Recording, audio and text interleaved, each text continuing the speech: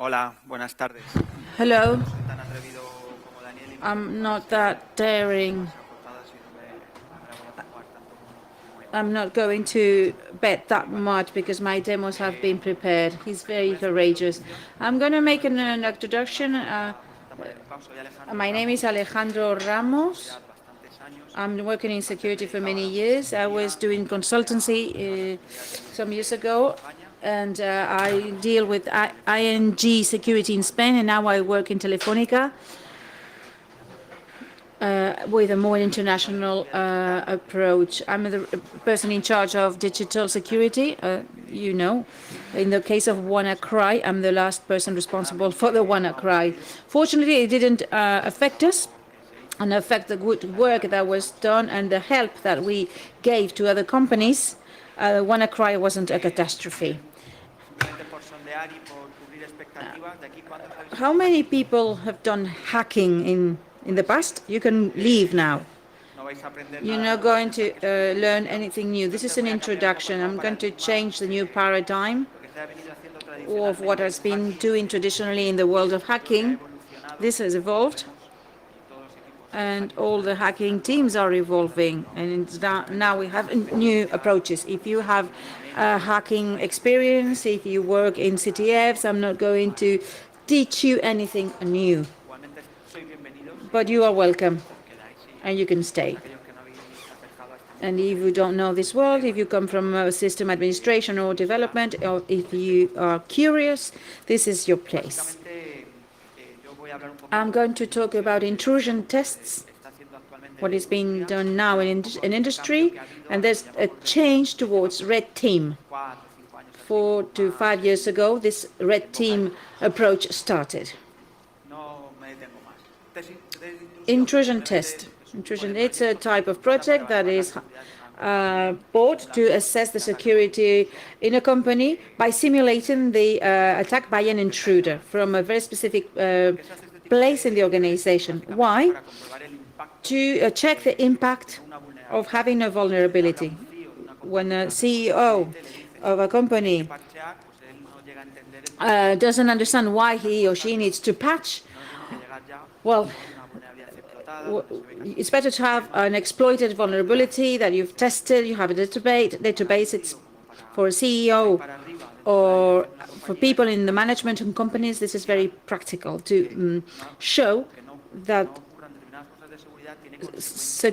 La otra security alternativa es que tenga que investigar ese events can tipo de happen. ataques Of course, another consequence is to know that WannaCries can be all around, but we need to do a previous Además, step to en prevent un mundo that. ideal, los In an proyectos ideal alternativos world, necesitan intrusion identificar tests vulnerabilidades are no used to conocidas. identify Es decir, yo tengo un unknown producto, tengo un vulnerabilities. I have servicio, products, I have services, desarrollos en casa I y have quiero saber developments at si home, and I tienen want to know if those developments are well vulnerabilidades. done. No es lo mismo las vulnerabilidades en Vulnerabilities productos in ampliamente desplegados, pues, deployed por ejemplo products, Docker, for que instance, Docker. estábamos hablando ahora, pues la seguridad de Docker la está viendo mucha gente. Security in Yo he Docker, many desarrollado people mi see it, propio but if I develop my own pues application, seguramente haya más probabilidades de there que are pase. more probabilities to have a vulnerability. Las motivaciones son varias, Motivations. ¿no?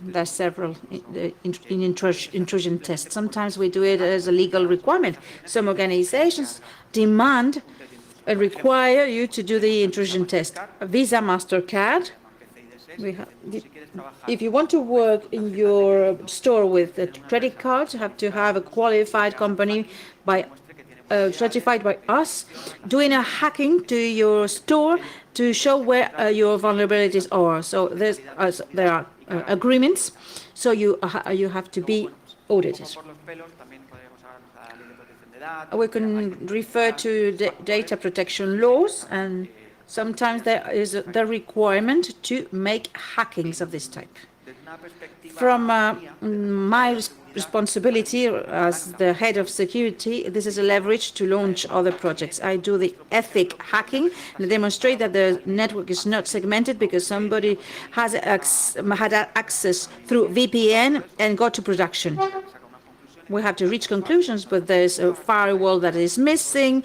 there's no segmenting, controls are Pero para missing. saber si This algo is a no funciona, leverage to know what is failing posteriormente and later on implementarlo. to implement the El origen de solution. estos test The es origin of these intrusion tests, alguien desde external, su oficina somebody from his lab or his alguien office, que se ha encontrado con una somebody that says that he or she is an employee, somebody connecting through VPN, through wireless networks. We can simulate a lot of things. And here, we are closer to RedTeam. Danny was daring with his demos, and I've done this already. Here, videos of people talking. It's not even my videos. Out of the information that I process, I keep the parts that are more interesting in the last few years. I wanted to show you the most relevant people in security. This is not videos on YouTube just explaining anything. I put some excerpts, short fragments of videos. They're very relevant. And this is good for explaining. It's not just me, Mr. Ramos, the WannaCry guy in Telefonica. It's many other people will say the same as me, because it's true. The first is Bruce Schneier, the CTO of a company bought by IBM. He's the Chuck Norris of security. He's very well known. And this talk, well, it's 2 to 3 minutes long. He was explaining for 10 minutes what happened to Sony, and I put this part out when Sony was hacked because of the Korean film, and he makes a reflection on that. So I cut this part when he tells about Sony, the timeline, and then I leave this part so that you can listen to him.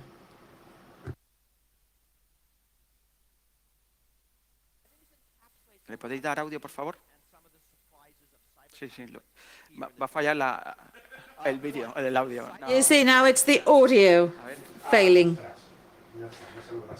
Bueno, está subtitulado. It's subtitled. Contingency plan for videos. Let me a moment. Give me a sec. Give me a sec. ¿Lo oís ahí arriba o algo?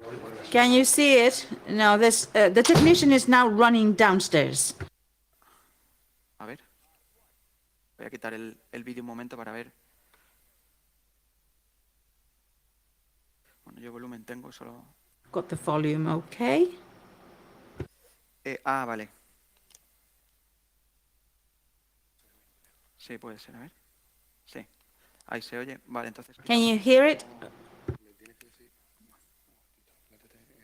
Que te he dicho de tocar mi portátil. Mi novia es esa. Mi novia lo que quieras, portátil no. Es broma, cariño, es broma. Es broma. Esta noche ya sé dónde duermo. A ver, dime. Sí.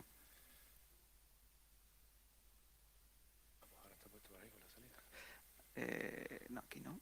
No, ese es el HDMI, lo tienes que poner por la salida. Ah, vale.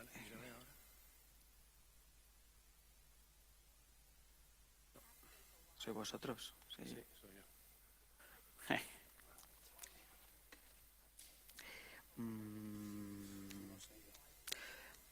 Bueno, si no, como tiene subtítulos y le quito el... Well, there's subtitles in the video.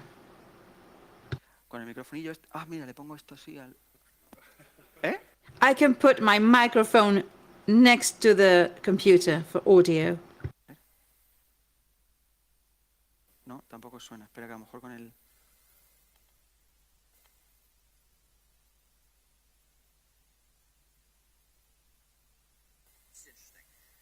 Pues...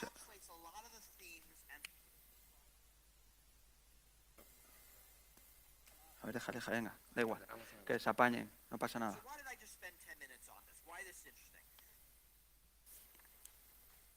Uf. Con esta luz, además, es que a lo mejor nivel los... You can't even see the subtitles because there's a very dim light. I know what you feel, Danny. I was very happy. ¿Veis? Can you see it?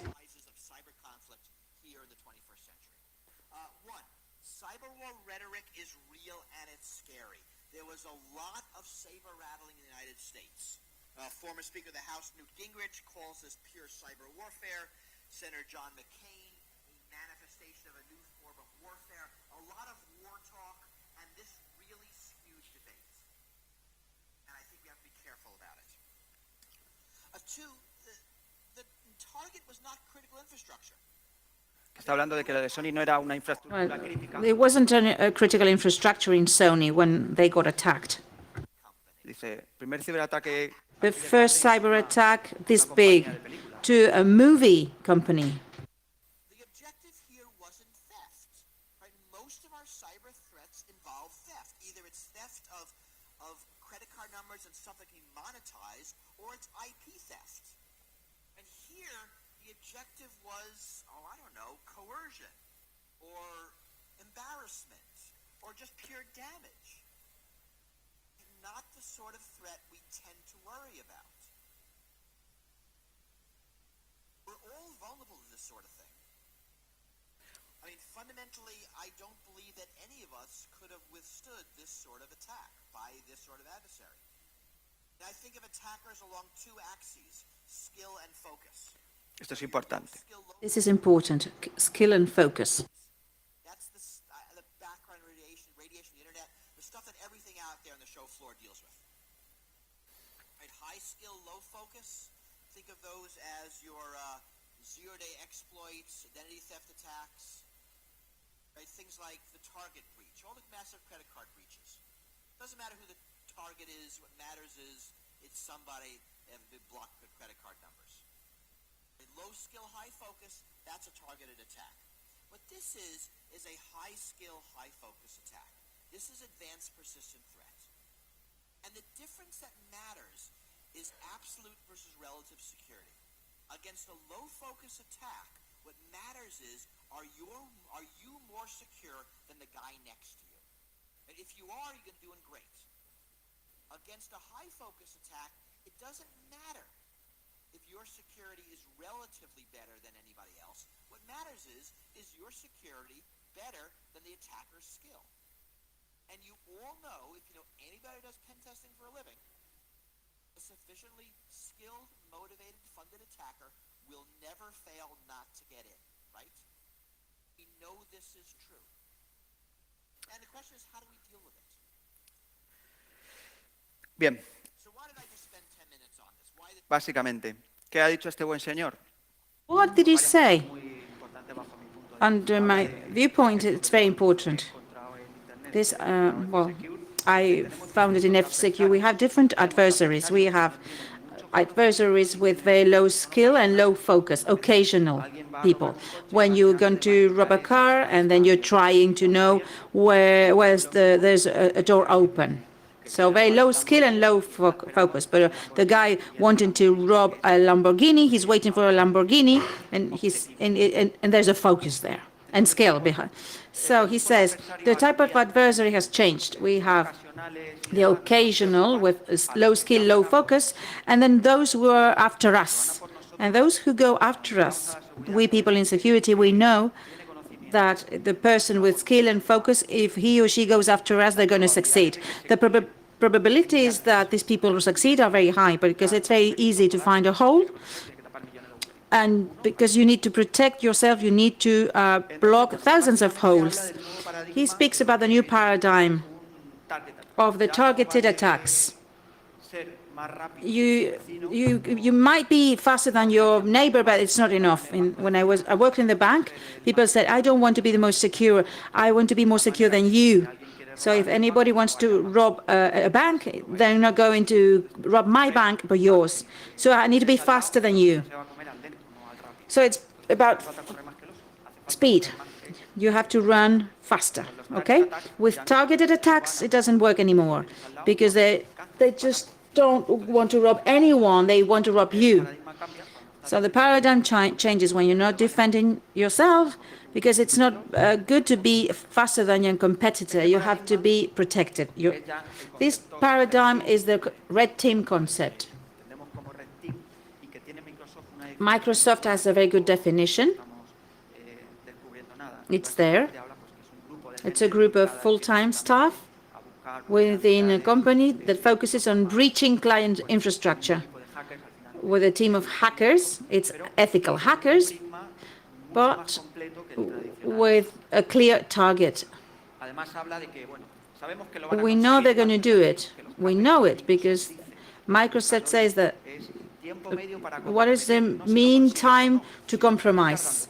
How long? 10 minutes? Half an hour? 2 días va a ser mucho. 2 days, it's a lot. 10 minutes, half an hour, or 5 hours. That's the average time to compromise. El tiempo que tardo en It's asesinar. the time it takes me to murder you. And we need to reflect on this. Average time to escalate privileges. Once I get in the hole, how long it takes me to escalate privileges. So time to privilege escalation. Sí. Porque claro, es muy complejo, ¿no? It's very Que complex. te vas a comer cualquier So cosa. you know that you're going to be a victim to your vulnerabilities. Another video is by Alex Stamos, CSO of Facebook. He speaks about the need. También pinta un poco lo que es el nuevo He paradigma explains what is this 360 red team paradigm. muy de moda. It's very fashionable now. Of the U.S. election, you said the name of the country, which I'm not allowed to do, according to our lawyers, but Le están preguntando por... He's been asked about the fake news in Facebook. and that's actually happened in other places too. We've seen that in France. There's activity in Germany, and there's actually activity all around the world trying to mess with people's elections. So that's the kind of thing that is a new problem for us. And one of the great parts about our job, in my job, is I get to deal. That's a great look. Yeah. One of the great parts of my job is I get to work on these security problems that nobody's ever seen before. Countries trying to manipulate millions or hundreds of millions of people to change elections is the kind of security problem that nobody's had to deal with before. And so there's no book you can read, and there's no class you can go to. We just have to kind of figure it out as we go along, and that's what we're doing. We had to spin up an entire team whose job it is to study that. And that team had some kind of traditional nerds, people like me who went to a computer science or electrical engineering degrees, but we also have a lot of interesting people who do different things. So the woman who runs that team, her name's Jen, she has an undergraduate degree in foreign relations, and she went a master's degree from a famous school that teaches about foreign relations and international service. And then she learned the computer stuff later. We have people who have language skills and all the different languages we have to deal with. We have people with sociology degrees. And so one of the neat things about security is it's not just about hacking computers in a super technical way. Security is becoming the study of all of the different things that you can do with technology that can cause harm. And I think that's a super important thing, and I think that's also really exciting for young people because there's all kinds of new things you're going to have to deal with. And honestly, I can't predict in 15, 20 years when you guys are in the workforce what the kind of problems there are going to be that you're going to deal with. So anyway, anybody have any questions about what we do or what's going on? Esto fue en DEF CON. This was in DEF CON when he was asked about the fake news, and he says, well, this is the typical problem that we didn't know we were going to face because we got a platform, but the uses given to those platforms, we don't know, we can't guess before they happen. It's about intelligence. Javier spoke about cyber intelligence. I set up a social media, and I don't know that there's a government that is my adversary trying to do political campaigns on my platform. So we need to have people that not only do exploits, reversing, and lots of hackings. In Facebook, there are many languages, social political matters. You need a security team that is completely different with complete and full knowledge, not just technological knowledge and expertise. And this guy has a bigger problem than me. So we have a varied team. He says that the team is fantastic, but there's another team that tries to solve these problems. It's called the Blue Team, and Microsoft has this team, a team of people that are there to stop incidences and to improve the security systems. They put in patches and they repair what others have broken.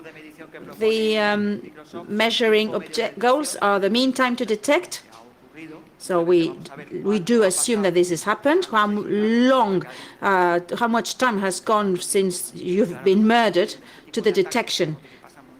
sometimes there are months since they sent or launched until they're detected. So we need to reduce this compromised window. And then meantime to recovery. You need to detect it, and then to recover and reestablish the service, to delete all the events, etc. Why talking about this catastrophic mentality? It's about assuming breach. We've lost the war. These people will get in.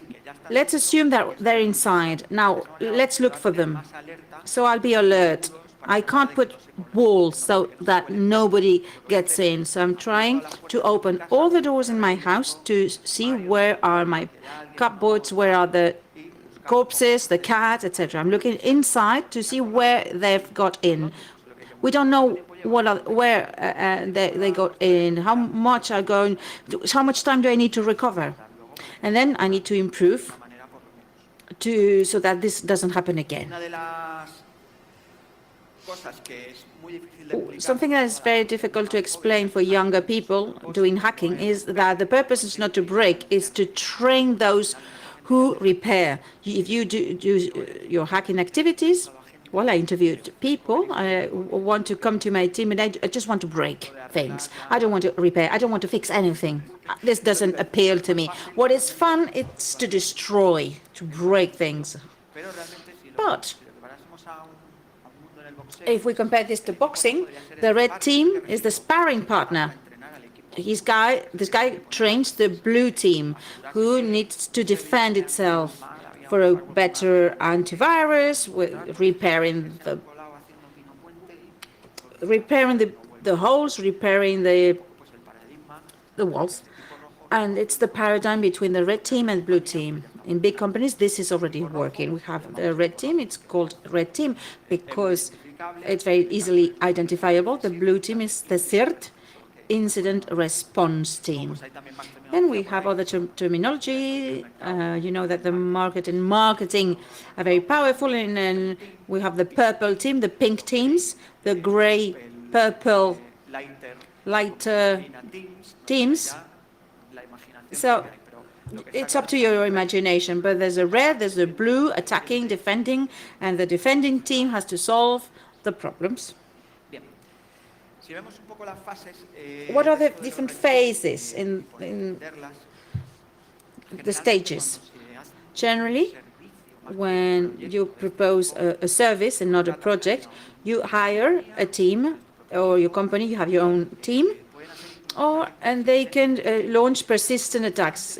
You're hacked, you're trojanized, and they stay there. They're latent, they're dormant, they recover information, and they don't warn the blue team. One of the KPIs knows how much time we need to detect it. It's useless. But this can last a lot of time. First, the red team, what does it do? Well, identifying the risk scenarios. We're talking about ethic hacking. Well, let's attack the internet. Let's see the surface. It's very typical, but in a practical world, history has told all of this in past attacks. But sometimes the fastest way is to get into an office, take a PC, take the hard drive out, to take the passwords, and you know the password, and you enter through VPN. It's so easy. It's like going to an empty installation facility with no control, and you take the hard drive and you get the password out of the hard drive. It's easy. This type of scenarios are more complex. Maybe this is one of the most traditional ones, especially by the physical security people. What do we see now? Providers attacks. Instead of attacking my specific target, I see what are the typical or the usual suppliers, and then I attack the suppliers. And through the suppliers, I can get in. But then my supplier had to sign that this is going to be done. These scenarios are then organized in such a way. The final goal is to look for the costless and scenario and the most effective way of doing that. I'm not going to get to a vulnerability board in the black market for 3 million euros, and then it's going to be detected, it's going to be published, and you lose it. You can use it very few times, and it's too expensive. They try not to be detected. So it has to be very specific. They have to be noiseless. We're talking about adversaries that are not opportunistic. They don't want to open all the doors.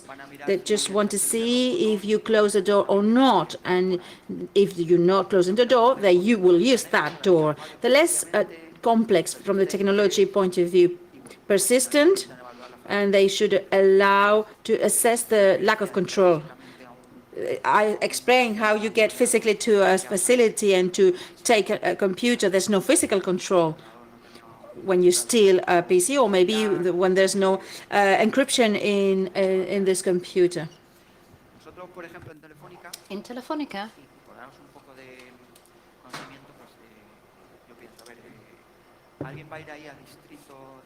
do you think, is somebody going to go to the Telefónica district in Madrid, where we've got 13 buildings, 500,000 security people with dogs, security staff? We've got 3 million antenna around the world. What do these antenna tower have? There's one up in Trujillo, the Guadalquivir. Maybe somebody might go there at night and plug in their laptop. It's far more simple than to find a vulnerability in a website that would take ages. So this mentality, these warped minds, these people that are used to hacking, they think about these things. And they think about those scenarios and think about which ones will be most effective. This is a slide of FireEye, and they set up these, and this is why I like it. That's why I thought I'd bring this story here to tell you about it.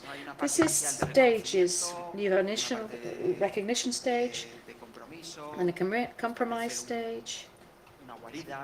You establish a foothold, you escalate privileges, and once you escalate privileges, you can move internally in the organization, you can carry on moving, move laterally, keep your presence, and then you get the information, and then you filter it, you leak it, and you publish it on internet.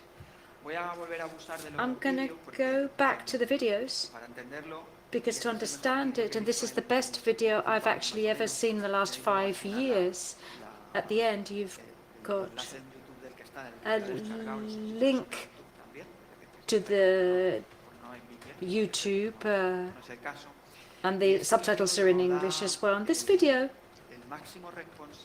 is by the person in charge of TAO, Tailored Access Operations, which is the team of hackers that the NSA have to attack governments. I mean, I know that sounds odd, but it's a TAO. It's a TAO. They've got a budget. So there's a team of hackers, which is where Snowden came from, the Eternal Blue that generated WannaCry. These are the group of hackers that are most evolved today. And 5 years, we're 5 years behind them here. So they can attack different governments. So let's go to those at the top of the top, those that invest millions of views in vulnerability. So I think as a result of everything that happened with NSA and TAO, this guy decided to give a talk on TED, which lasts for 45 minutes, and the 45 minutes are well worth listening to every month. They're very inspiring. He doesn't say anything that you don't know, but the fact that he said it is so what makes it so worrying. So I recognize you watched this video, so let's just play a few snippets. And on this, in this snippet, just to explain what he's going to talk about, he talks about all these different stages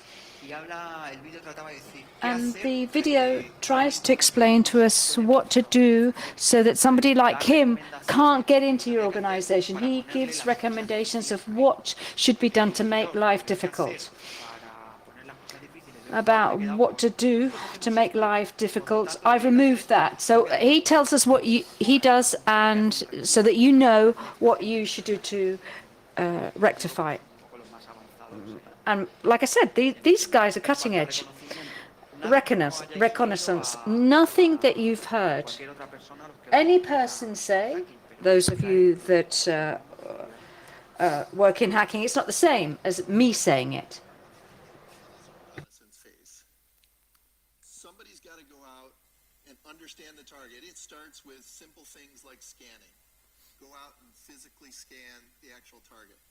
There's understanding important people or email addresses from that activity. Contra los correos, la gente importante. About the email, important addresses. So it really is, what can you learn, what can you understand? As I said earlier, our key to success is knowing that network better than the people who set it up. Conocer la red mejor que los que la han configurado. It's just repeating in Spanish what the guy on the video is saying in English. Tirar de chuleta, como yo.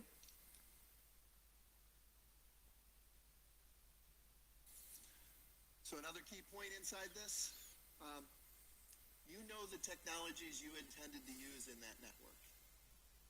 We know the technologies that are actually in use in that network. Subtle difference, did you catch that? You know what you intended to use, we know what's actually in use inside there. So when we look at that, we will learn the security functionality of the devices inside that network. We'll study them, understand them, find the vulnerabilities. In fact, we've got people who will know the security functionalities of those devices better than the people who develop the actual device, right? So they won't know the whole product, they won't know every feature that those developers had, but they'll understand the security technologies and they'll bring that expertise at a very, very deep level. So inside that, it's minute attention to detail inside that security layer. Again, knowing the network, knowing that space. So what does that mean? We apply the focus and energy to look at those details. Will you, as people who have important things to protect and hold dear, will you put in the energy to understand the network, understand the devices, and configure and use them in the proper way that would prevent exploitation?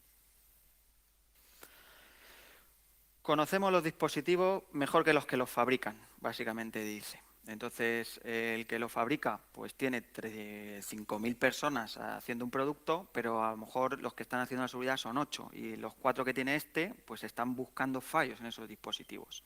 Además, se habla de las configuraciones, es decir, tú sabes para qué pones el dispositivo, pero no tienes claro todo lo que hace ese dispositivo. Yo, en cambio, desde fuera, puedo ver qué más cosas hace que a lo mejor tú no sabes que estás haciendo simplemente por poner un You're doing it's just we're putting the device on. So this level of knowledge is by no means simple. You don't acquire it in half an hour. But when you're in the reconnaissance stage, that's what they're trying to do. That is, they know the network better than you. And in Telefonica, that's really hard. I've been in Telefonica 2 years, but in small networks, any other sort of client or any other large company that doesn't have 200,000 IP addresses, it's really easy.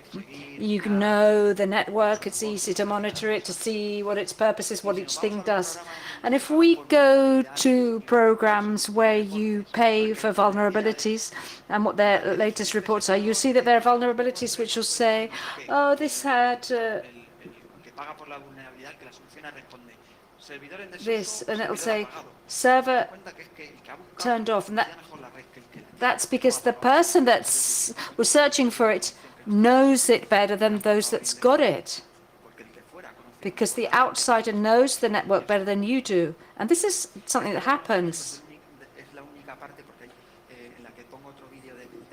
There's another bit of this video for this guy because he also says something very interesting. Somebody's got to go out and understand the target. It starts No. with simple thing. Es que es el mismo. Sorry, it's the same thing. Este.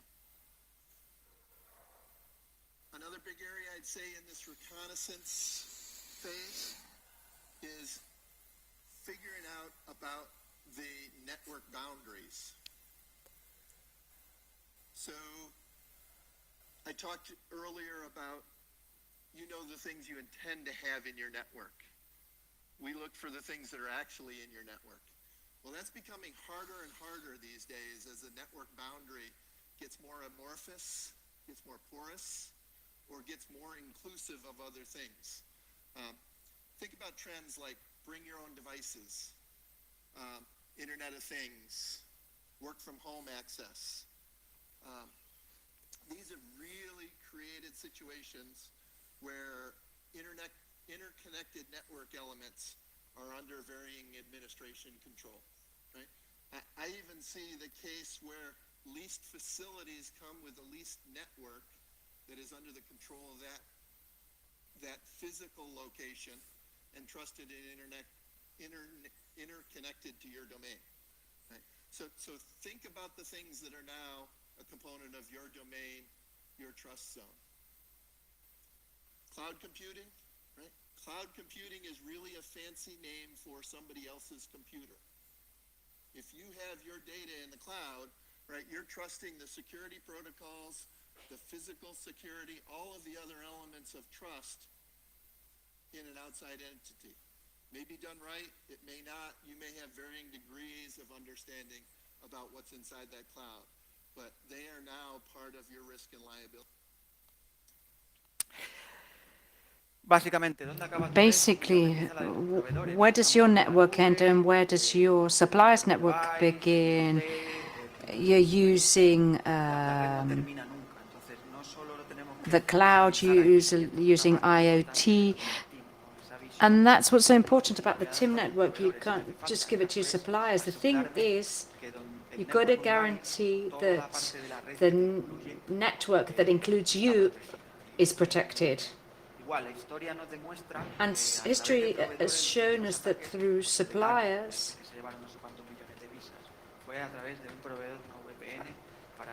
was for a VPN provider. They're very protected because they've got a supplier, some VPN, that got attacked that way.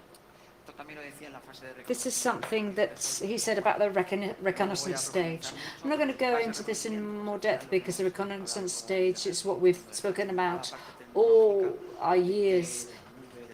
The IT, the cloud, BYOD, the IoT and OT, which are both basically cameras and other devices that exist in industrial parks, suppliers, employees, and physical installations. And I say there's no limits because at the end of the day, it's whatever you can think of in the end when you start to study, depending upon what sector you're working in. You know that you're going to be able to find another attack surface that you hadn't think about. You've got to know about the business, what the business does. If it's a messenger company or TPVs, it doesn't matter. There are millions of things. So when I say no limits, what I mean is anything that your imagination can think of.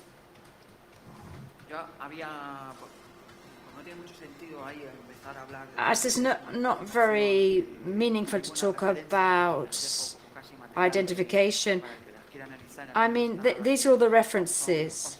I like the awesome OSINT list. What it does is it has a whole list of third parties based on names, IPs, physical locations, emails, where you can get information from. And the other one, OSINT framework, which is the diagram that you can see on the right, which is a whole series of links to tools that can be used precisely for this. Here I've brought with me, I had brought a virtual machine to see a simple example of this. With a tool.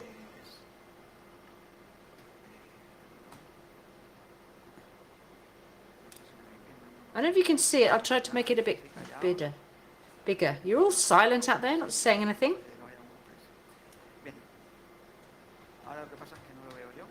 No, I can't see it.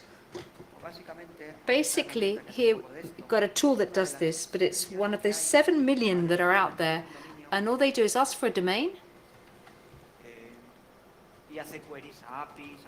and it makes queries to APIs and searches and tries to get domains. And what it does is it explores services. Here, it's carrying out 300 queries to 300 APIs. It's scrapping websites. And in my past, I did something similar. I did it with big data. But this is so big, and here you can put so much information that you could talk forever and ever. And we end up with a whole series of subdomains. You can see all the different ones. So it gives you clues, and it collects information. There's another tool which I'd also like to show you, because this is called a workshop, which what it does is it adds information from all different sources, and it makes a web server, and via the web you can manage a scan, which I launched last night, and I aborted it. And basically, what it does, it searches for all sorts of things, affiliated IPs, web contents, descriptions, cookies, DNS records, IPs, junk files. I don't know what it is, but they found junk files. If there's any in things that have been hacked, these are security tools that the community create and that allow you basically to generate these kinds of things. I can see here that's cybercamp.es, and it scans, and depending on what we want, maybe we want to see footprint, we want to investigate the origin of a malware. So it's a well-known tool, one of the most well-developed recently. And although all these tools, and here it's got a start button, and you just click on it and it would start working. And just like all these tools, they end up confusing one thing with another, and you need to do it manually. If you're talking about a true persistent attack, it would never end. It could spend days, weeks, months. So you could take the time that you want. There you are. It's running. It's very slow. And basically, it produces a graph of what it finds. For the moment, nothing. Let's see one that's already been made.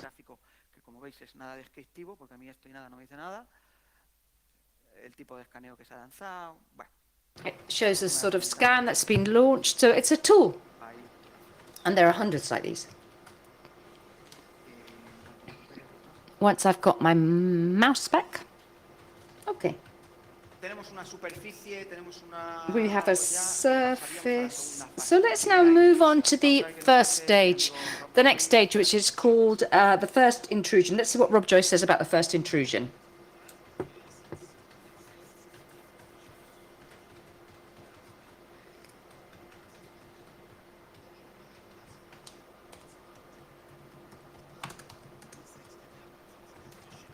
Phishing. Waterholing. Ahora hablamos de eso. Explotar una vulnerabilidad conocida. Exploit a known vulnerability.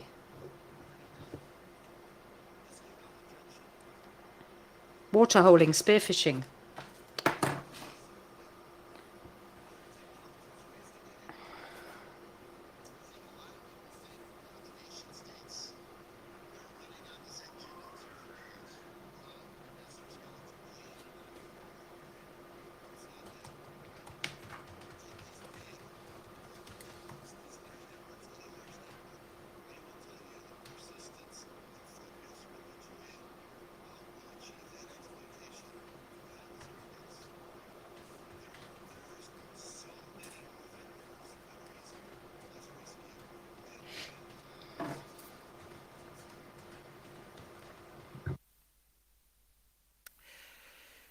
Bueno, pues lo dice bien clarinete. He said it quite clearly. Spear phishing, well-known vulnerabilities, and simple things like SQL injections. And he also says the 0 days isn't as common as you think it is, because you can use them in the jargon of these kind of people. You could burn them if somebody detects them and publish it. We stop using it. What they want are these 0 Ds, these vulnerabilities, when they've paid $1-2 million. They want to have them as protected as possible, and they don't want to launch them to 500 million targets that NSA may have. So the mentality is that it's not so complicated, and everything that we've learned from what CIA has published is that the tools that they had were to have spear phishing, or to look like something that the Koreans or the Russians do, or the Chinese. So let's make the tools, make them badly so that they don't look like they're ours. I know it's absurd, but that's what intelligence is like. It had more tools and attributes to third parties so that people don't think that they're theirs. They don't want a very developed 0 day. But if it's in badly written English, or it's compiled in Russian and Windows where they know metadata are left, the analysts think it's the Russians, and it's a lie. But there's some meaning behind what he's saying. Los mecanismos más habituales para hacer The most efficient mechanisms for intruding is sad to say,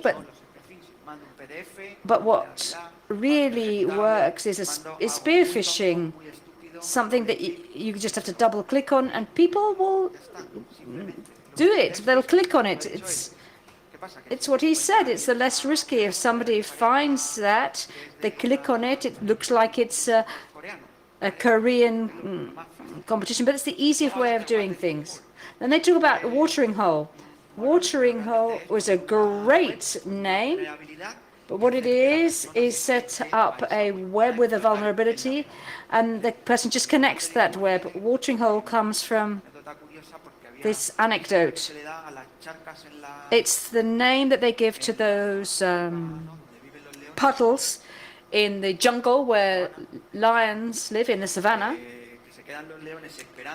The lions wait near these watering holes until other animals go there. So you put a vulnerability. You know that the target that you want to attack is going to visit it. That's a watering hole, so you just wait for them to connect. And you exploit a vulnerability in the browser. And then there are known and unknown vulnerabilities. When they talk about known vulnerabilities, they're talking about vulnerabilities that we know that they exist. That doesn't mean to say that there's a tool to exploit them. It doesn't mean to say there's a public exploit or an executable that you can just give an IP. They're talking about known vulnerabilities, that there's a patch or that they've been reported, but they've got people that says, remote codec execution, all the Microsoft bulletins, there are only 4 or 5, but there isn't a tool to exploit them all, because you're going to make that tool. You need the capacity to make that. And they've got people that can make it exploit. They can look at the patch, they can look at the difference of code, and then they exploit. What is a 0 day? That doesn't work because they're patches, but it's not something that's out on the street and everybody can use. Then they talk about 0 days, and that's where they have the jewel in the crown. These are vulnerabilities that only they know exist. Unless you happen to have layers, security or protection mechanisms, whatever. And then there's physical intrusions as well. And in the end, they're simple. What sort of tools do red teams use when you don't work for this gentleman? and you have to go to the market to buy something, or you got to go to open source tools. We've got Metasploit. There are others. They have also other framework to exploit vulnerabilities, and you pay and you can get them. What about public exploits, websites, engineering kits? You can do a phishing in a website that can make the task easier. Another thing that you see a lot of now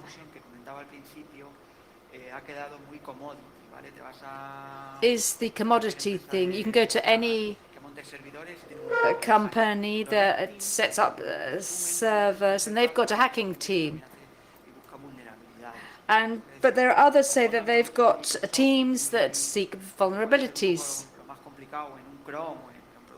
in a Chrome or in big problems, but vulnerabilities in products that don't have such large security teams. These red teams are usually people that can make malware or exploiting to try to find vulnerabilities that are known or unknown. Pen testers, people that are in social engineering, physical intrusions. There's a whole range of people in these red teams.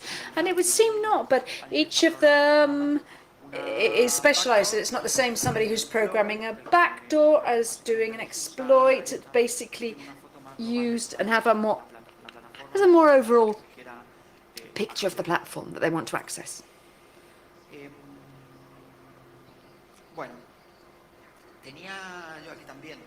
Here I've got, I want to follow on from the previous case, a couple of demos of a waterholing of an office product. I don't know if you're going to find this meaningful or not, but let's try and see, because you've just got to double click on it and see what happens.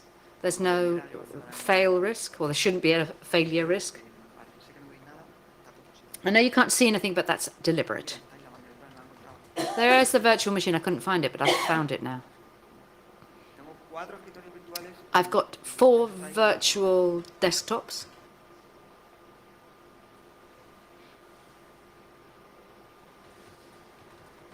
Bueno, esto es lo de antes. Cierro.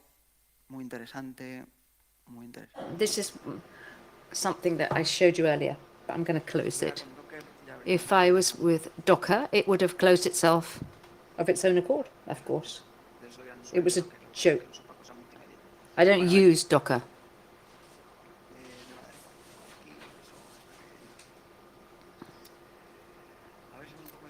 Let's hope with a little bit of luck. There we go. With just one command, which is meta exploit, I can see I'm going to generate a Word document, and I'm going to put a doc with a macro there, and I'm going to get it to connect to this IP address and to this port. I get it to run everything and then leave. Basically, this will create a word that's got a Trojan in it. So you don't have to be very sophisticated to make this. You can see it's generated it here, test.m. This is the document. I don't, if you can see the command. I'm not revealing the secret to Coca-Cola. That was what I wanted to show you. MS4 local, and this is the document that I'm gonna create now. I'm gonna copy it, gonna send it to somebody. I'm gonna call it some payroll doc or interview, whatever, and I'll just send it via email. This is spear phishing. I send it by mail, and here I just leave the system ready for when this person double clicks the documents and freeze macros, that it'll take me to the computer. Let me access the computer. es este de aquí, It's this one. que tiene aquí, es una máquina de evaluación. This is the assessing machine, El documento. the document. Vamos a asumir que lo he copiado, lo he pegado, lo he copiado. So I Dando máquinas virtuales, que si no sé qué, para arriba. copy paste, and copy La paste. máquina porque anda por correo. So it's been sent by email. Let's imagine it's got to the machine. We open the document. It's a perfect office, and we see that there's a warning there saying that's been created with a new Office version, and the macros have to be activated to see the content.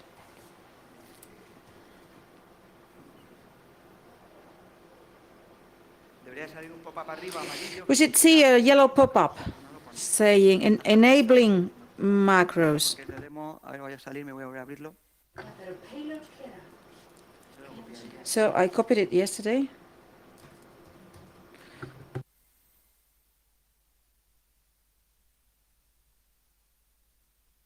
Oh, no ha preguntado. Es que a lo mejor se ha quedado grabado. Maybe it's recorded that I already used it yesterday. When they send a document with macros, you say enabling. There's a security warning that nobody clicks on. So this is the small warning. The Metaxploit people did this. I tested yesterday, I click and it's been saved because the macros are being executed, and no, because this is the machine is connected. Oh no, I know that this Trojan was executed. It was inside the document. It's connected to the machine. In Linux, I could do an ls. We'll see what it's inside the machine. I could move around. I would be inside with the split phasing, very simple. I could execute an UNC and see what the other machine is doing. This is injecting the DLL, and the connection is launched and everything is automated. And here, I would need to see a UNC, the VNC of the other machine. So I have the virtual machine in my other virtual desktop. You don't see the screen, but I'm here. It's just a chunk because it's VNC. There's a notepad that's open. I'm doing it in the virtual machine, but you're seeing via VNC. Spear phishing. Nada nuevo. Desgraciadamente lo llevamos sufriendo. Spear phishing. So there's a lot of this type of spear phishing and malware in the documents of this type. There's a clear goal, clear target. For instance, a government. Waterholing with a browse, a Java exploit in that web server. We sent the link from the machine. We click, and the vulnerability is exploited because there's a Java that is vulnerable. That's all. In this circle of the different steps, there was another step. Establishing a repository. I don't know if it's a phase, but it exists. The bad guys, when he or she gets into a machine, they start to download the tools, the databases. It's a repository for the bad guys, where the guy stores all that he gets. It's the foothole. The foothole, you need to escalate a wall. It's a jumping machine. What do you get there? You get in through a tool, but you're going to do network attacks, lateral movements, password attacks, and you need other tools, and you need to download that into your foothole. From the incident response, this is relevant because you can detect that somebody has created that repository. You see that new tools are included in a repository, so you know that something is happening. So these were the phases of intrusion. But for the one who has to defend, you need to know the kill chain. Within the chain of an intrusion, where do I need to put things to avoid those intrusions? Antivirus could be there with alerts and warnings saying that something is happening. well, privilege escalation, it's the next phase. I just have 4 more to show you. Bueno, igual. Vulnerabilidades. Vulnerabilities in the operating system, applications in the own third-party system, Adobe Reader, Java, this type of vulnerabilities, configuration errors. Not everything is vulnerabilities. Maybe there's a configuration error that can cause or allow somebody to escalate privileges, simple credentials. The privilege escalations are horizontal. I have specific privileges. I can get to another user with the same privileges. I'm not gaining privileges. I'm not becoming a root or an administrator, but I have different privileges. I'm another user. In university world, if I'm a student A, I can be a student B. And there's vertical escalation when I go up. I become an administrator, I'm a root, and I have higher privileges. If I'm a student, I want to be a teacher and I want to have good grades. So these are the 2 privilege escalation modes. Here I brought an example of an unknown vulnerability. In Windows 7, there's more and less in Windows 10. The last version in Windows 10, this is getting more and more complicated, so it's more secure. There are tools that allow you to analyze the patches that are installed in the operating system, in the OS, and it proposes you one. Out of the list, there's no LNS 506. It's an executable, so it proposes you a patch.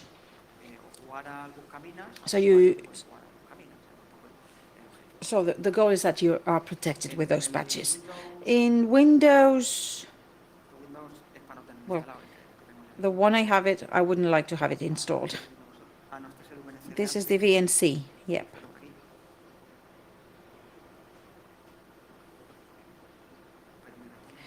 This is my mouse.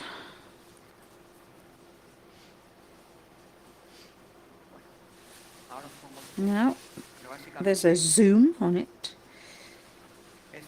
This is a user that has no privileges.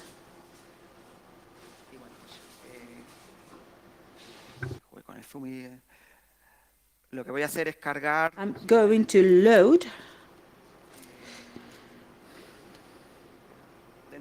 Well, within the desktop, there's a PowerShell. MS16032 is one that exploits a vulnerability that allows me to be an administrator. So I load it.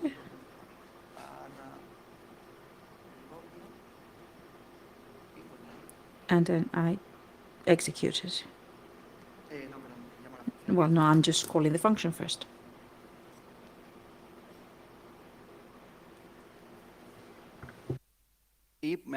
And there's a CMD opening here, and I escalated the privileges. It's easy. Well, of course, there's no antivirus. There's no patch. It's easy. But this happens, and we learn what happens when there are no patches. Every time I say the same joke, I hope that nobody is going to see this in streaming, people in my company. Well, these things happen. You execute the PowerShell, you escalate privileges, and from there on, you can continue to play. If this machine is a domain controller server that connects, for instance, to a workstation for a domain administrator, a key part of the network, it's dangerous. I executed 2 commands in the PowerShell. The PowerShell is in the internet. I download it. It's quite simple. So I'm saying a document with a macro. I execute a PowerShell, and now I become the administrator. And then I could put a sniffer, man in the middle. I can do a lot of things because I have no restricted privileges to operate in that machine because I'm an administrator now.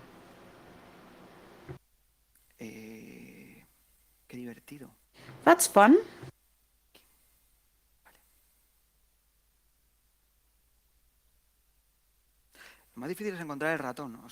The most difficult part is to find the mouse. Another classic example in the privilege escalation is the errors in inverted commas in permissions in services that are executed in a machine. This had happened to isolate tunes by Apple or other third-party software. It starts a service when the machine is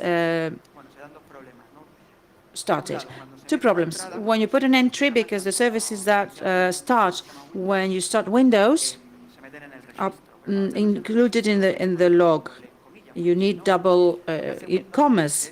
Windows looks for the behavior. It calls program.exe, then program files. And imagine that the name of the service is myapp.exe, and so internally Windows tries to execute that first, then this, and finally this. To get to myapp.exe, here this file doesn't exist. This file doesn't exist, and if I have writing permissions for this paths, and within appdir there are 8 more directories. If I have a writing permission in those pathways, I put my Trojan, and when the machine restarts, the service is going to execute with my instructions. That's the normal functioning of Windows. The double commas, and the execution permission. And then there are commas, but the myapp.exe would have a writing permission. But I replace my app with my executable, and I start the machine to start again, to restart. I'm a patient person. Persistence means being patient. There's a command, a ninja command, but there are other tools to review and to check what's happening in a machine. What are the commas, the services with permissions or not, and you have a report at the end. One of them is Power Up. It's a PowerShell,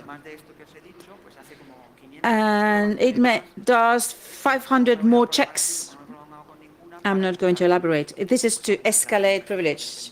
You can have a register key to install or deinstall a user. A DLL injection, you put a DLL, and when you start an application, you can insert a DLL that in fact executes new code. There's a lot of checks, and there's a report. And it says the next command that you're going to execute to exploit the vulnerability is this one. You execute it, and then you discover it. It's open source, GitHub. You imagine you have 50 million of things in your computer.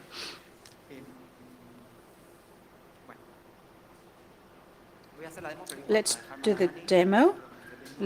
Danny, I'll talk to you afterwards. I hope you're watching me. Let's see what happens in the demo. Strange. I discovered that I have here 1, here 2, and here another 1. No, it's the same.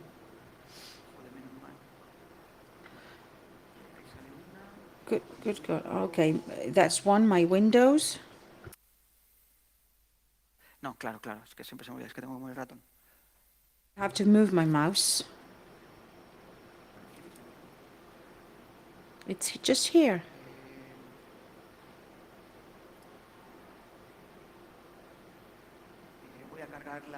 I'm going to load the Power App now. I put the zoom on. I don't know how to type.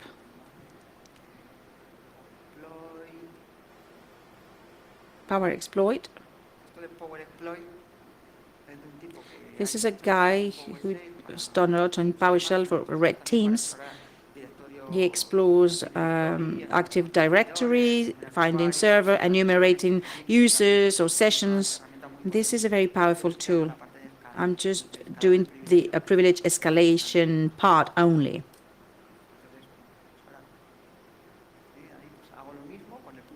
I'll do the same with point-to-point.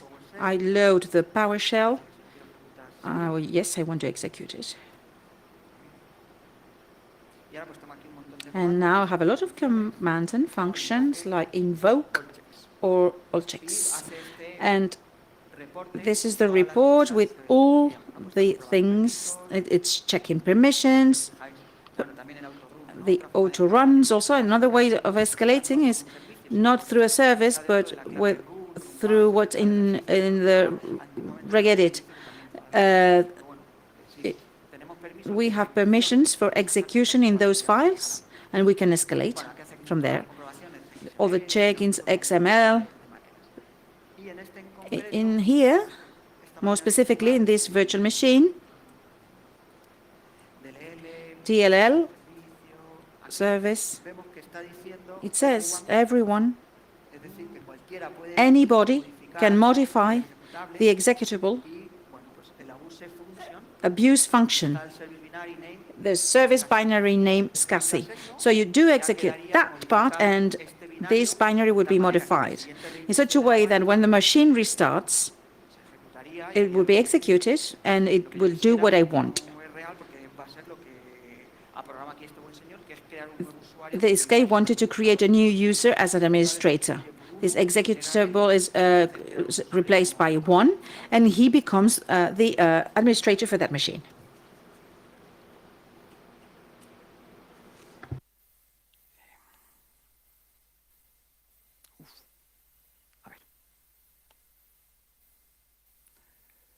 Vale.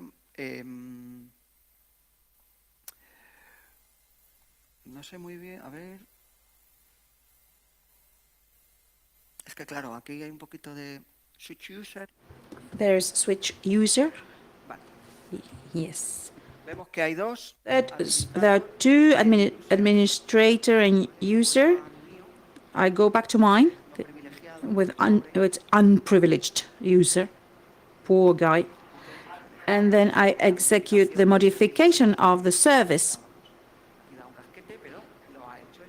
So net user, John, power 123, and that's the way I know that I'm here. This will start when the machine restarts. So we wait for 2 months, 1 week. We have another vulnerability in the hard drive, and the machine restarts again.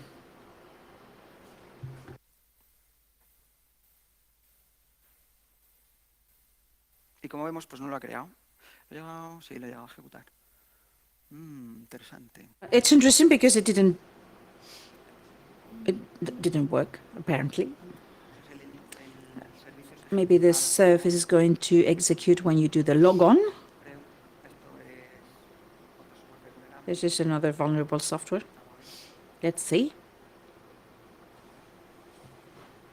No lo ha creado. No, it didn't create the other administrator. There's an error. But it's been executed, but nothing happened. How do I know? We don't know. Never mind. I tested it yesterday. I left a trace, but then I deleted the user by hand, and maybe it's not properly done. I don't know, but it should have worked. But anyway, power exploit. That's the concept. And permission error, report, etc. This is good for us because I don't want you to just remember the techniques, but the theoretical concept. Various ways of escalating privileges. Once we are administrators, well, we've had to use the exploits. We need to do an internal reconnaissance. In that workstation, maybe there's a person with no access, with no visibility. I have to move around the machine. I need to see the databases, the false servers, the domain administrator. I have to look for the jewel to really see the risk scenario. So we need to know the critical assets in the architecture. For instance, the Active Directory. There's the users, but maybe my customer's database is not there. But at least from the Active Directory, I will access to other places. The identity management repository, database, etc. Once it is compromised, I detect the security elements. What are the antivirus? What are the warnings? Is there an IPS, an IBS? We need to smell what's in there before scanning the ports and the network before generating events. We spoke about KPI, the time to detection, 2 minutes. So we need to know what to do before it starts the warning. So you have to be noiseless and very discreet before launching attacks. How do we do this? Well, asking the right questions. When you get into a machine, you see DHCP, what is the direction of the network IP, DNS, gateway, privileges. There is an ATP filtering through wireless. When you have, or you have to be back home, and it's not easy to take this part. How do I get 4 tera of databases without them realizing? There's going to peak in the network scene. Oh, somebody has downloaded 4 tera. Sony didn't realize. Millions and trillions of gigas were stolen. I've seen filtration attacks through Wi-Fi. A compromised machine with bacon tram. When we take a Wi-Fi connection, we want to connect, we see the names of the Wi-Fi. Because there's the beacons, and through this thingies that cannot be detected because it's not IP traffic. In fact, there is an exfiltration of information. It's you. So this is possible to exfiltrate through Wi-Fi and through DNS and through many other protocols. What does Rob Joy say about lateral movements? I really love it when administrator credentials or other system-wide credentials are hard-coded into scripts or accessible on the devices. So I think people are starting to understand the pass-the-hash vulnerability, right? If you haven't learned about that, if you don't know what pass-the-hash is, go understand it. So that's something where you can get, a domain credential, and you can grab a credential and move laterally onto other machines and just pivot like mad throughout the network. So one of the key activities is really thinking about how you manage those capabilities so that you can protect against pass-the-hash.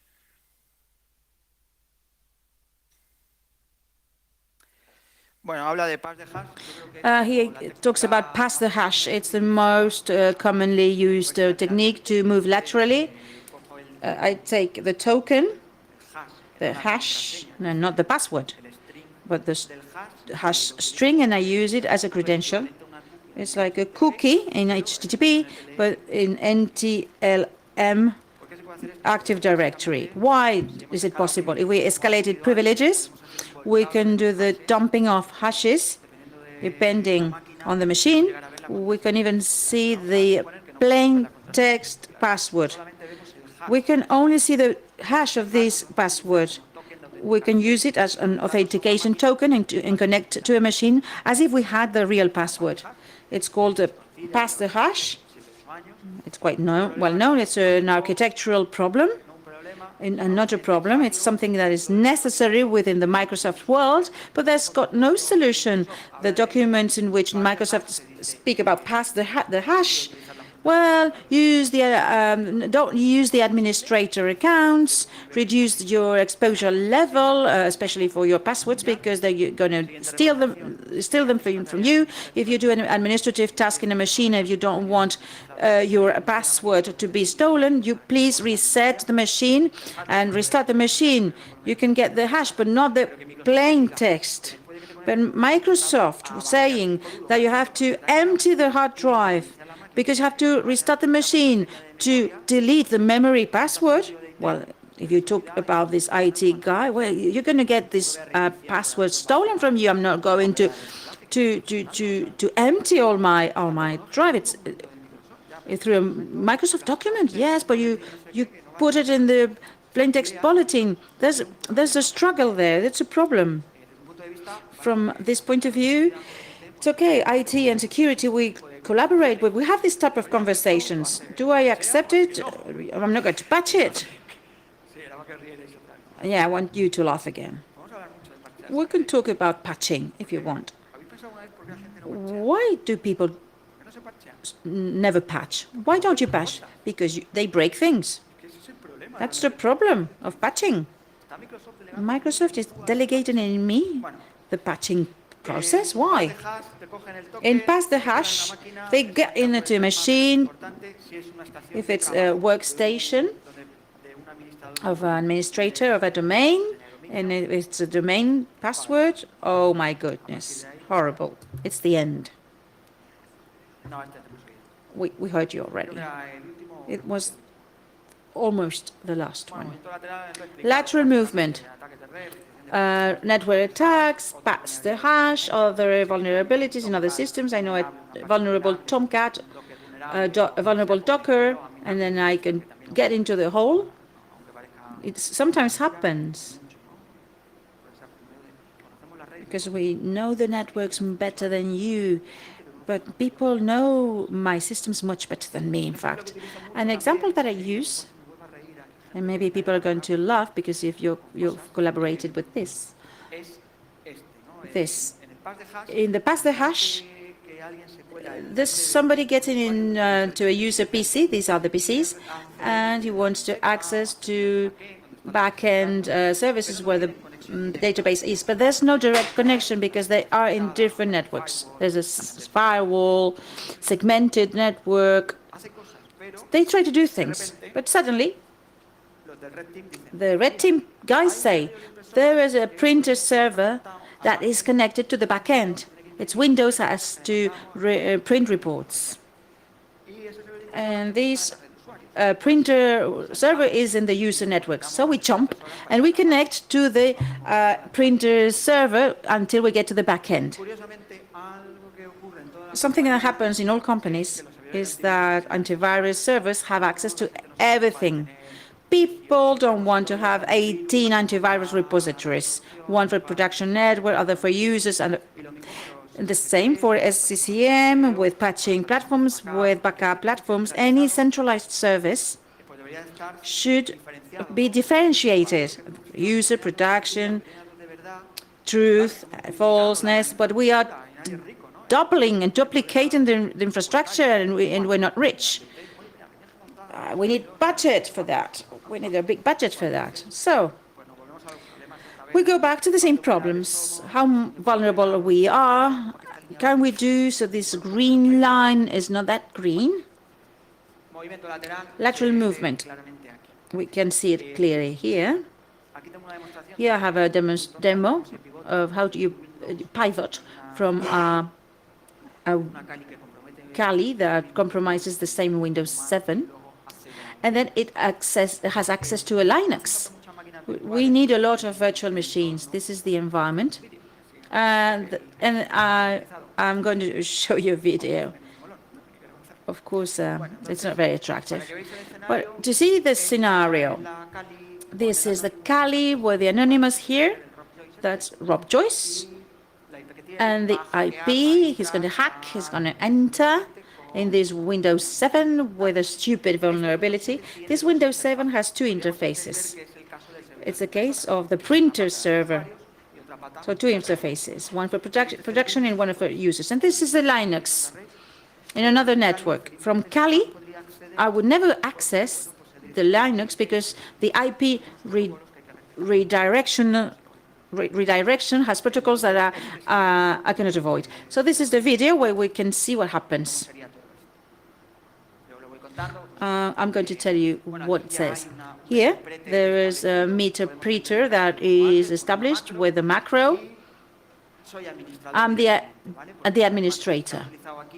Here, there is a privilege escalation exploit. IP config in Windows. This is the IP number plus a second IP starting by 10.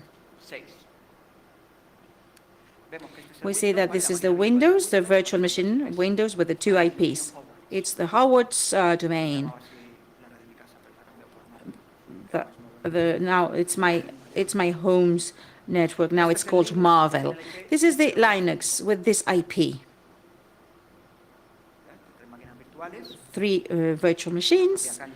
The Kali is this one, where the meter is. And here it is executing a script to do a check from the Windows machine to the network, not from the Kali. I'm an intruder. I don't know what the IPs are on the other side. Who's seeing what happens in the Windows 7? It sends pins to all the Class C, and it looks for machines there. Linux gateway, I don't know, the broadcast IP, something that responds to a ping. Está el vídeo acelerado, aunque parezca que no, porque es muy lento. This is the accelerated video, because normally it's very slow, and now it continues. No hace todo el escaneo. Doesn't do the scanning.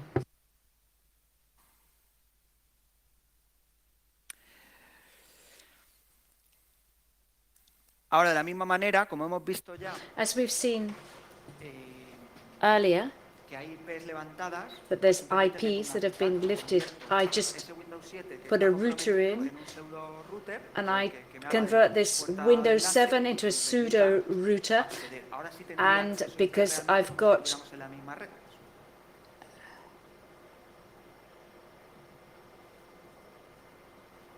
Aquí utilizo un módulo auxiliar de a gateway. deploy. I can see, I can get in here. This is exploit, and I can Pongo do las an opciones, S. hay un montón de opciones. TP. Este escaneo también es muy lento. Lo que This pasa is es a very, very slow scanner, but it's a meta exploit. Entonces hay que especificar los So you puertos have que se van a to escanear y los RFOs. Specify the ports you want to scan and the Tunear el R número de hosts. conexiones, Also, we're going to tune the number of darse cuenta, connections.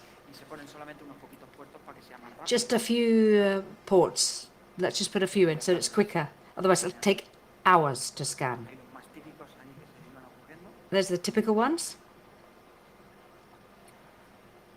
Ahora se especifica el remote host, la red, Then it specifies the network, un IP en concreto, or specific IP, 5, number 5. no. De la 1 a la 10. Oye, pero no lo sé. Sí, de la 1 a la 6. Or from 1 to 6. Se ejecuta y da un error porque está mal escrito. You Está run mal it, but it says fault because it's badly written. y ahí- So you write it properly. Y vemos que empieza a salir pues en la IP2. And you can see the IP2 pops up, the 2 open ports. Hay una IP contaminada. También está acelerado. Y vemos que la 2 And here you can see that 2.5 abiertas. has a whole series of things that are open, and that's Linux. Ahora sí pongo más puertos. Then I add more ports A por el Linux directamente. because I'm going to go direct for Linux. Ejecuto y ya se empieza a escanear todo. I run and it's going to start scanning all the Puertos que no ports. estaban antes, porque claro, eran- These are ports that weren't there before y bueno, pues entre because it had a smaller reach, varios que son vulnerables. and some of them, Que eran vulnerables. several of them rather, are vulnerable. Tiro hecho. I knew that they were vulnerable because I'm just trying to show you here Una red, how it would pivot within a network. un servicio que está It's vulnerable. a service which is vulnerable. Linux realmente es la distribución metaexploitable que es Linux, it can really be meta exploited. está hecha polvo para romperla, hacer pruebas. Se pone payload una select en Ruby, se ejecuta The payload, y ya dice que es abierto. it's running now, it tells us it's open. So you could Pero realmente run puede hacer un IDE, puede hacer un LS, commands, it doesn't have a cron, bueno, vale, estaría dentro. but it's in. Ya no tiene mucho más del password, bueno, esas cosas.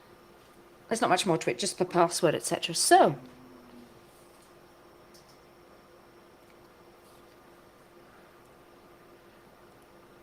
Vale, aquí se ve un poco here you can exactamente el see movimiento. exactly the Hemos usado el Windows movement. 7 We y used Windows 7, and for Linux, hemos enrutado el tráfico a través de ese Windows 7. we've routed traffic via Windows 7 to attack Linux. Este escenario.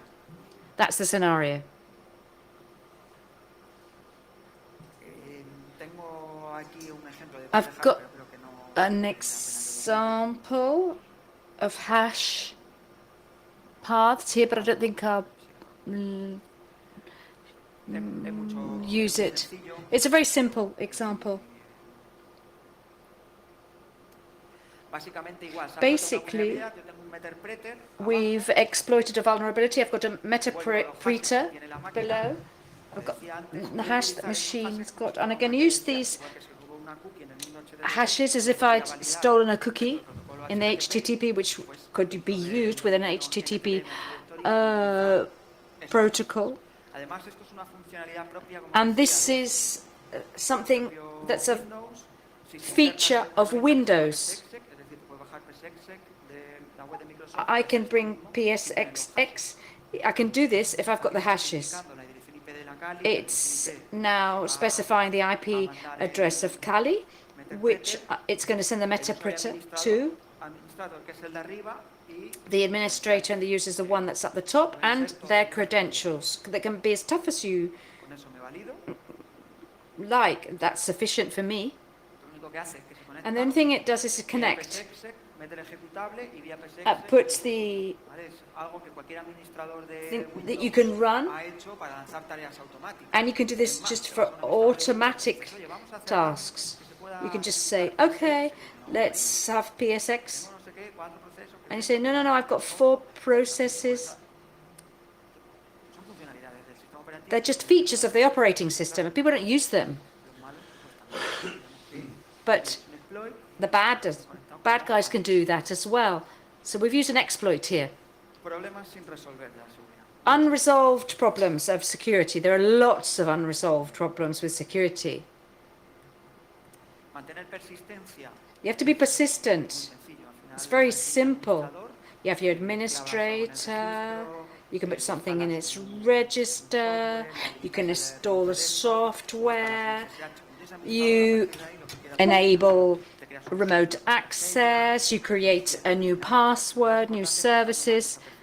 What's important is to go as unnoticed as possible. So it's not the same changing the screen saver. I actually read an article recently of different ways avoiding the auto runs application. That's all those that when you start up that are run. So if you've got an app in the startup which is update of Java and you put full stop comma and another application, you won't see it on auto runs, but it will run. And all you've got to do is put dot comma in a command. These sorts of tricks that appearing in articles and research papers, these are what are used to keep persistence up. When we talk about a professional TAO, there are people, and I'm not going to point the finger here, there are some people that do their own things, they have their own tools, they don't actually upload them to Total Virus, which allows you to make a connection. They're handmade Trojans. Okay. An example of persistence. The meta exploit that we saw earlier can also be used because it's got a module called persistence. What it does is it puts a metapreter there, makes a key, and every time the machine is rebooted, it's initiated. It starts.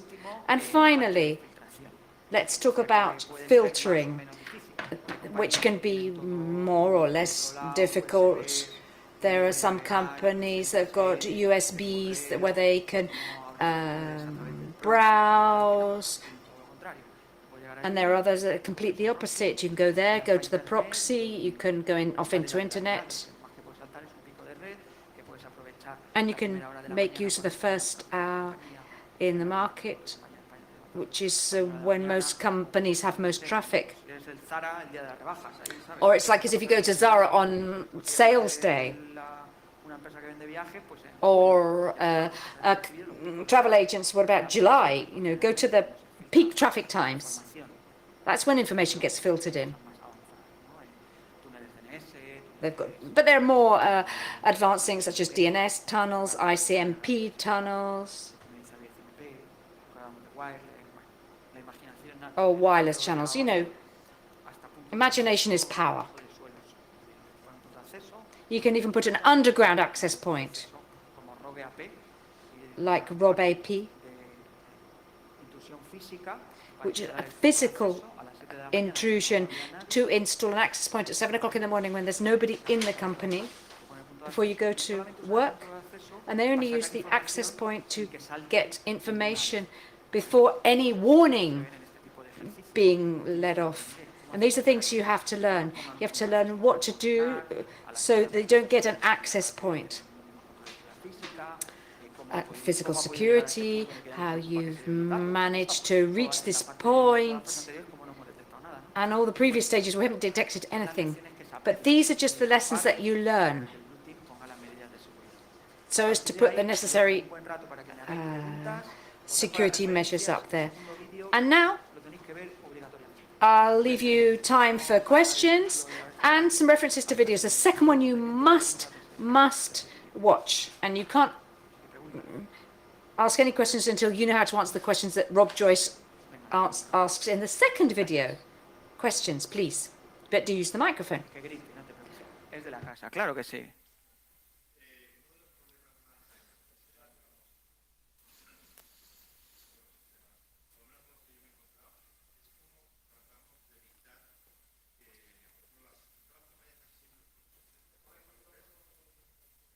El público, sí, perdonad. Okay. You public that are online. The other talks were really good. You can hear me now, yeah. Okay. In virtually all companies, ports 80 and 443 are left open. How can we avoid somebody creating a reverse tunnel from a machine they've got at home when they go home, to do something? How can we avoid that happening? Well, it really depends on the type of tunnel. I'd be a little bit more conservative when I would say that everybody leaves the 80 or 443 open, because I'd actually say that in the proxy, we only use whitelists. For example, if you're talking about doctors, press, or banks, there you can browse. Everything else is forbidden. But there's somebody there, somebody in the PC that's going to just try to browse that. We're Spanish. When I go and have a coffee or watch YouTube, I always complain.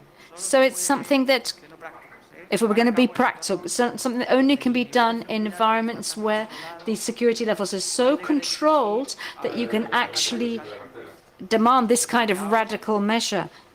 And I've done this. Before we had this, we had URLs. And what happened? There was a list of 500 URLs that were hand managed. Or you wanted to see the ABC or whatever. But webs aren't URLs. If you go to web, they'll do all sorts of gets. And that works. People look at the web as if it's... They're looking at WAP in the 90s. They see the text and they'd want all the lists. The proxies, the categories, and all sorts of things. And that also failed, but they wanted to see things, so it really is complicated.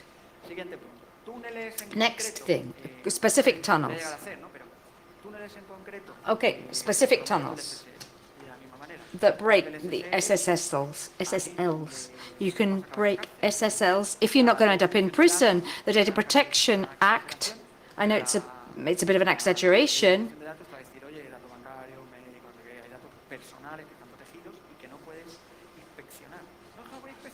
Oh, okay, no, I don't want to. But if you...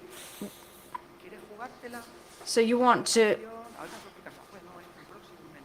It's a proxy sniffer. Yeah, how can I do that? Entonces dices, pues rompo el SSL y en las So you categorías break the concretas, SSL, and in the specific categories, you can say, oh, here you can't break SSL. For example, banks, documents in the legal department, etc., etc. y con eso también And podrían with this, librar. Sin you romper can also SSL, eso es free. imposible. But if you don't break the SSL, it's completely impossible. But there are other ¿Cómo controlas advantages. cuando veíamos que había un post When we see that there's a post con un fichero que ocupaba más with de a 40 file megas, that occupies more than 40 megas, we'll stop it categoría en el proxy de almacenamiento en la nube. because we've reduced proxy categories.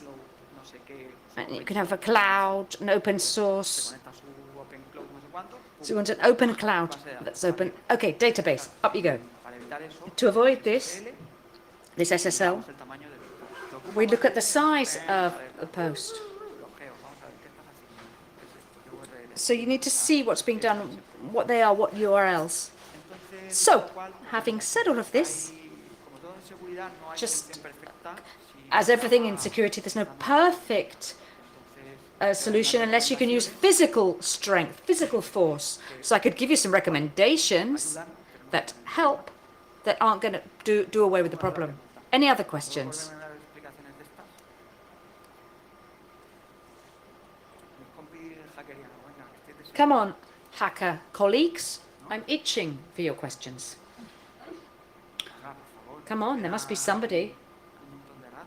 We've still got a good amount of time for questions. Más una cuestión de opinión. This is more an opinion than a question. Do you think the US is really cutting edge in all of this? You said that. No he dicho que lo creo, he dicho que lo sé. Vale. I didn't say I thought that, I said I know that. Vale, sí, Israel está a lo mejor antes que Europa, pero bueno, Estados Unidos es It's the US. muy, muy fuerte. Está a años luz. It's light years ahead of us. We're worried here about Cosas de primaria y eso. primary school things.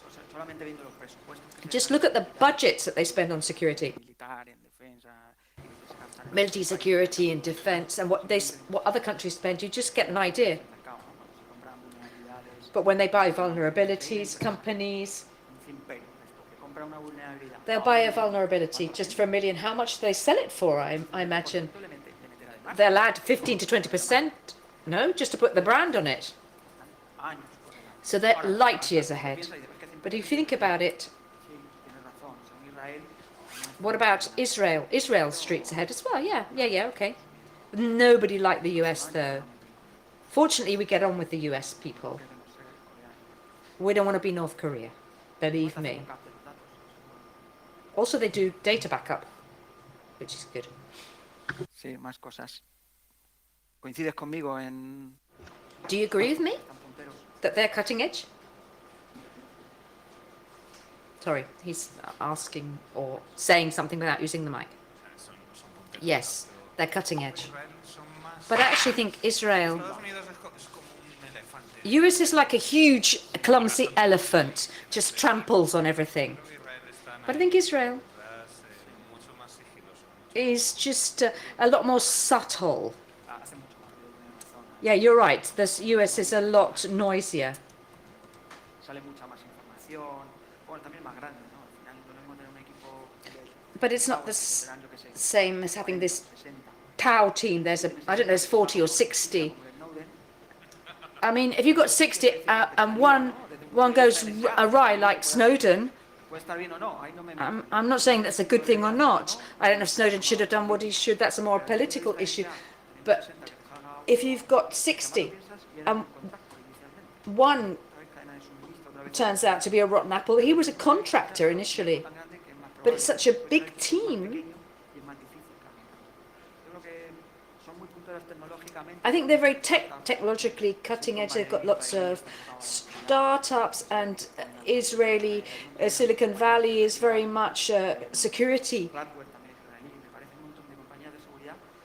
conscious, but their operations, maybe actually Israel and the US aren't so different. It may well be that, I was going to say, iTao is from Israel, but I don't think it is actually. No. Es que es muy tarde. Maybe it's an Apple app. I don't know. It's getting a bit late. Come on, you're all tired. Bueno. Dani, una pregunta. Danny, come on, a question. No has aprendido nada, me estás diciendo. Have you not learnt anything from my talk? Nothing. Dani y yo hackeábamos juntos cuando éramos jóvenes. Danny and I used to hack together when we were younger and I had hair.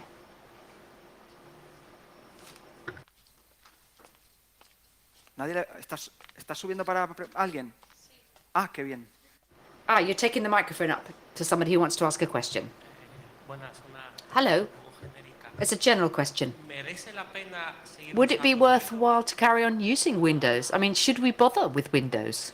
Opinión personal. My personal opinion por delante. is the following. Yes. No. No. Depende. It really depends.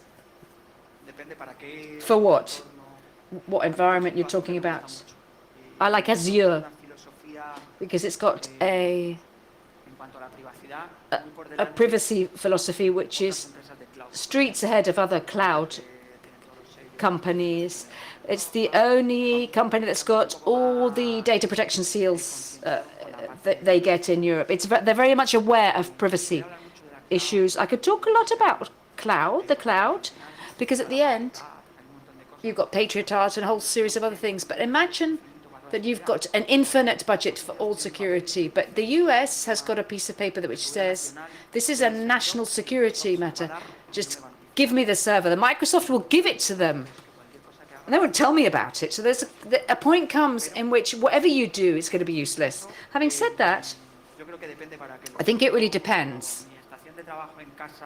I use my home workstation with my 8 virtual machines. It's a complete world.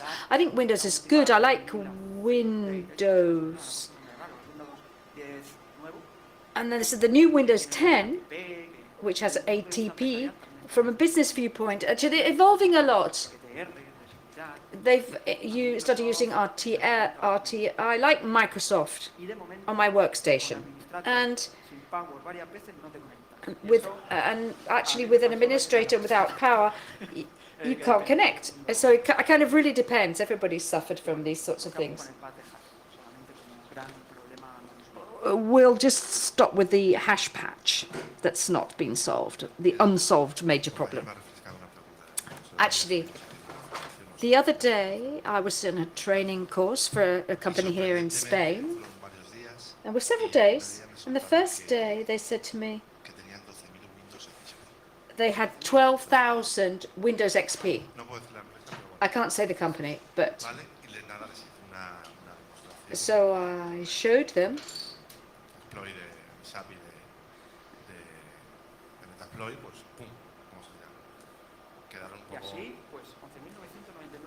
$11,999 more. So I just wanted to know your opinion about this, the fact that there are companies that have still got Windows XP. They said it was an economic problem, but knowing, for example, that patches for WannaCry for XP, they still know that there are lots of XPs out there. And it's a complex world. And the person that's in charge of security, their only task, their only duty is to prioritize risks. That's what I'm here for. I have to prioritize risks. So maybe 12,000 XPs is probably a lesser problem than the fact that I don't have a backup or contingency FP. I've got a budget, so with that budget, I've got to do what I can with the worst and the biggest risks that my organization have. It may well be that 12,000 XPs isn't actually the biggest risk for my organization because they've got compensatory controls, because they've got a firewall. May well be that that's not a priority. I mean, I wouldn't say to, you've got 12,000. I don't know, I've got, maybe I've got more. But the thing is, the person in charge of security needs to know what their risks are and spend their money wisely, because there's always going to be a risk there. In fact, we've already accepted that gap. There are an infinite number of projects. I know I'm giving you a general reply, but it's the pride I have to give you. I mean, I'd shoot the guy, personally. And if I say to you that there was nobody in charge of security, what would you say then? Just put your CV there. Hand out your CV. It does happen. It's an issue of security maturity.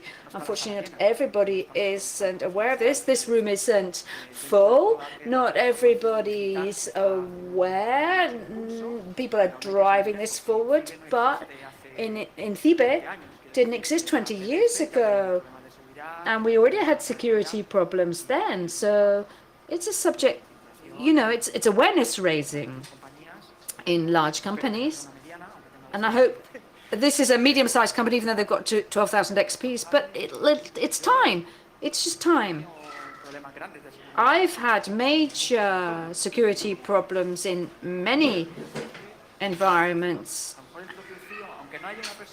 Even though there isn't somebody with a security hat on, it may well be that the CEO is in charge of security. So even though they don't have that post, he plays the role of the security person in charge of security. What's necessary is for somebody to take care of security. Sometimes there's nobody. God, don't I go on? Venga, la quasi última. Come on, the last one. Venga, animaros, porfa. Carita de rec.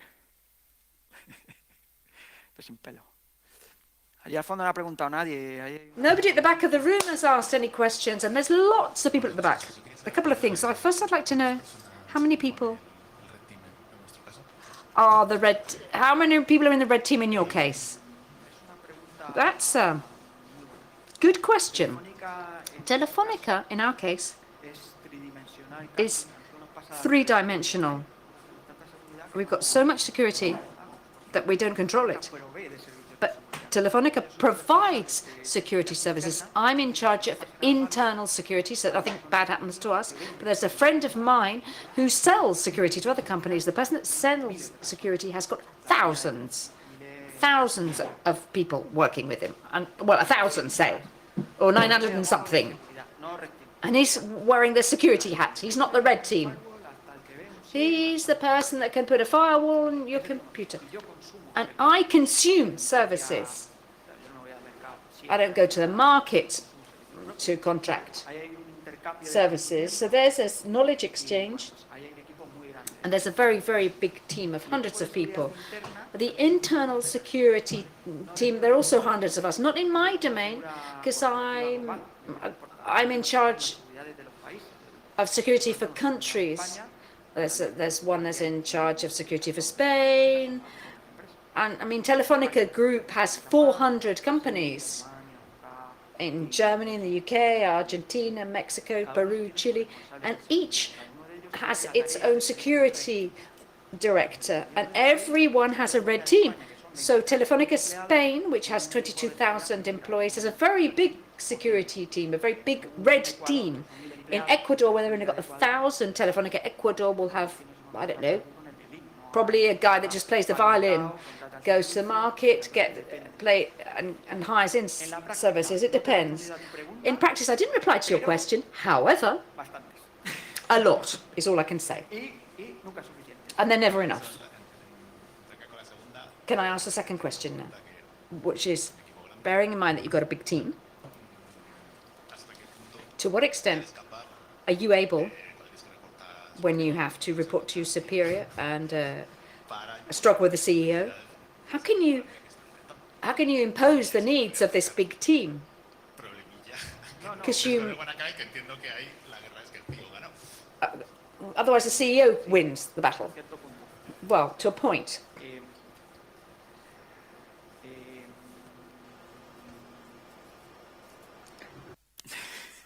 Es que casi me he dispersado con la pregunta. Sorry, I got a bit lost with the question. How do I manage? I've spent 2 years at Telefonica. Unfortunately, recently, I've been sort of being able to push forward and make things happen. There's been a sort of a free external warning, which has helped certain decisions to be taken within the company. So I can say, as things stand today, I speak directly to Telefónica's chairman. I don't talk about Metapreta, but I talk about the fact I've got 12,000 XPs, window XPs, or some kind of other problem, so that it's dealt with.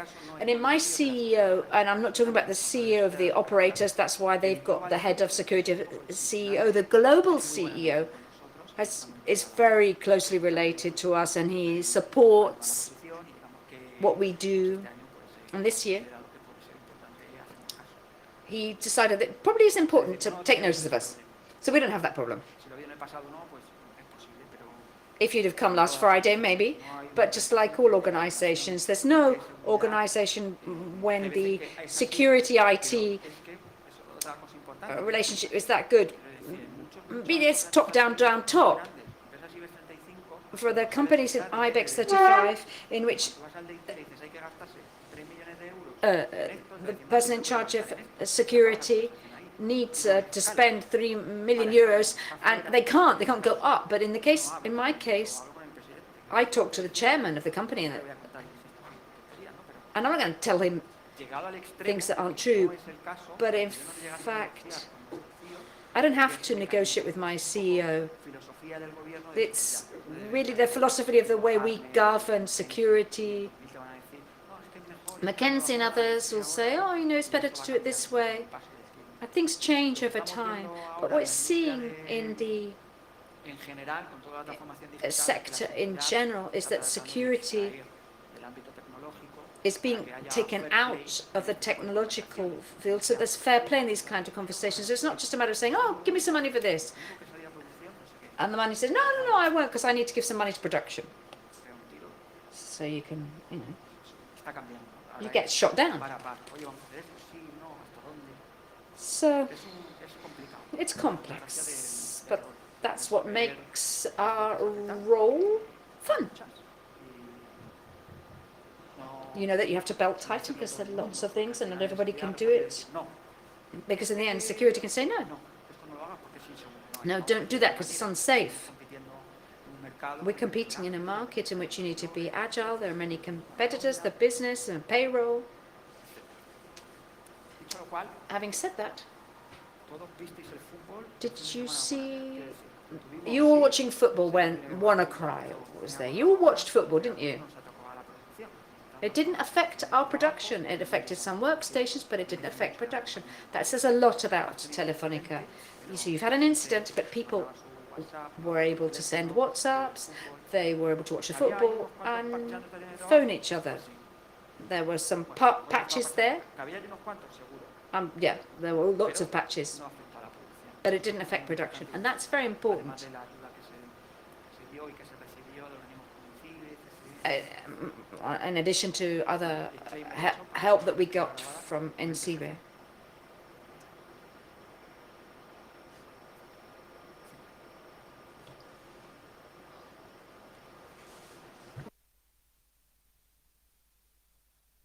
Estas risas cómplices que veo son súper mosqueantes desde aquí, ¿eh? Nos conocemos de vista. Ah, de vista. Yeah, I know you. Por si acaso no digas tu compañía. Well, don't say where you work. Maybe you have 12,000 XPs running. Well, I'm sorry, because I know you have a question. One of the most important problems that we had with the WannaCry is that Microsoft didn't want to have a patch, didn't want to publish to have out-of-support platforms. But there was a patch for WannaCry, so I thought about that. If you're going to publish it, why don't you give it to us before it happens? Be reasonable. You're waiting for me to ask you for the patch? Well, give it to me now, beforehand. That's my reflection. And maybe Bill Gates should answer this. Bill, if you're watching me, answer a question. Alejandro, I'm sorry, because I couldn't attend the whole of this talk. I was here at the end. A problem that we normally have in CIBE.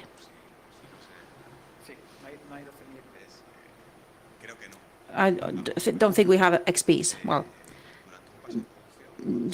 when you get a service passed to production, especially for complex services, it's very hard from the point of view of DI and security to ensure that everything is okay. But normally, especially in certain services, we succeed, especially for the commercial side, commercial applications and services, it's different.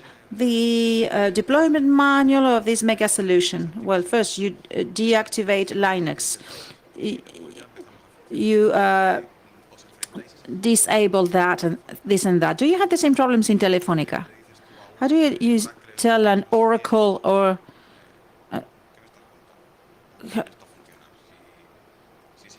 if it's insecure for me? How can you tell those big guys about these problems? Well, it depends on their company.